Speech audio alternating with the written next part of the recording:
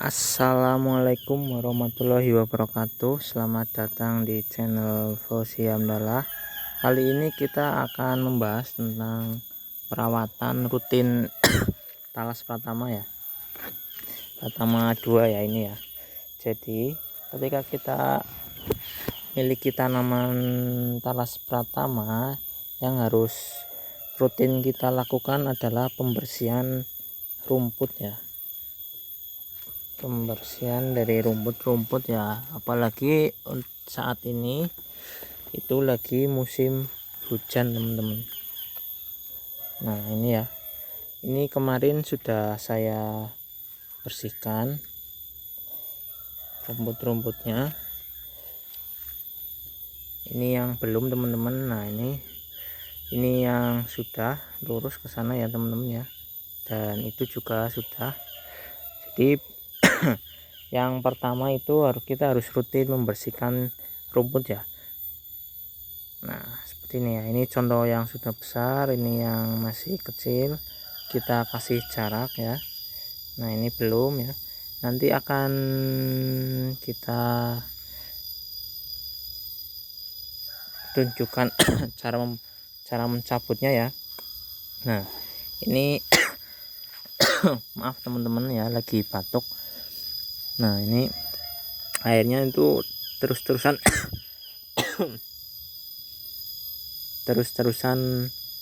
ada airnya ini teman-teman, tetapi tanaman talas ini tetap subur ya. Nah karena ini nanti kita akan uruk lagi teman-teman, lama kelamaan kita akan uruk, jadi nanti umbi akan ke atas teman-teman ya. Nah ini full air teman-teman, sebaiknya jangan di tempat yang berendam seperti ini ya, harus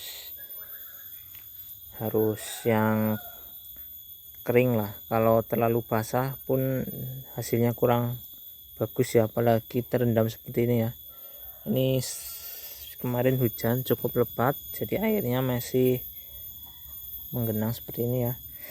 Lalu untuk perawatan yang kedua itu kita harus rutin untuk membersihkan anakan teman-teman. Nah ini anakannya sudah kita bersihkan ya. Ini ya teman-teman ya, ini sudah kita bersihkan anakannya. Jadi biasanya ketika tanaman kita subur, tanaman talas kita subur, biasanya anakan itu banyak teman-teman. Nah ini ya,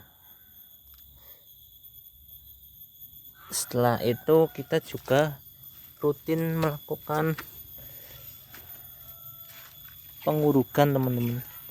Nah ini ya, ini tanaman masih kecil teman-teman, tetapi sudah banyak yang rubuh, jadi yang harus kita lakukan itu kita harus rutin melakukan pengurukan ya, pengurukan seperti ini ya. Karena walaupun akarnya ini banyak, tetapi akarnya itu akar yang serabut teman-teman, jadi kurang begitu kuat untuk menopang tanaman ya. Ketika tanaman itu kena angin di saat hujan ya, atau enggak ada angin pun biasanya tetap rubuh teman-teman, karena kalau ini kan berat ya, kalau mengandung air hujan terus, ini tangkainya tuh lebih berat dibanding pas musim kemarau, pas nggak terlalu banyak air ya. Nah seperti ini teman-teman, harus rutin ya kita tinggikan biar nanti umbi naik ke atas ya. Dan tanaman tidak rubuh ya. Ini simpel teman-teman, tetapi harus kita rutin lakukan ya. Semakin besar tanaman semakin harus kita timbun, kalau tidak nanti malah hasil sangat kurang teman-teman. Ini sesuatu yang harus ya, di luar pemupukan ya teman-teman ya. Nah ini ya, oleh karena itu ketika kita menanam sebaiknya jangan terlalu tinggi teman-teman, di tanah yang jangan terlalu tinggi ya. Ini contoh ya. Ini nah, ini yang sebelah kanan ini di posisi yang lebih tinggi, yang di sebelah kiri itu di posisi yang lebih rendah ya. Nah ini kan kelihatannya.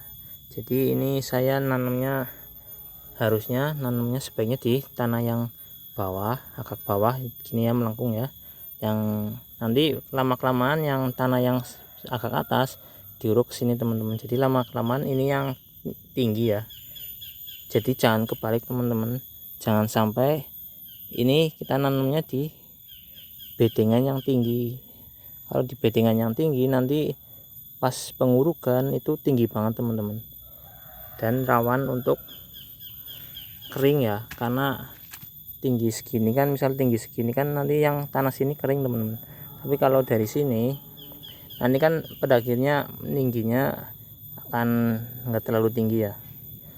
Nah seperti itu. Ini menurut saya ya, kalau ada masukan dari teman-teman bisa di komentar ya. Nah ini ya, kita harus rutin melakukan pengurukan pas di apalagi pas musim hujan.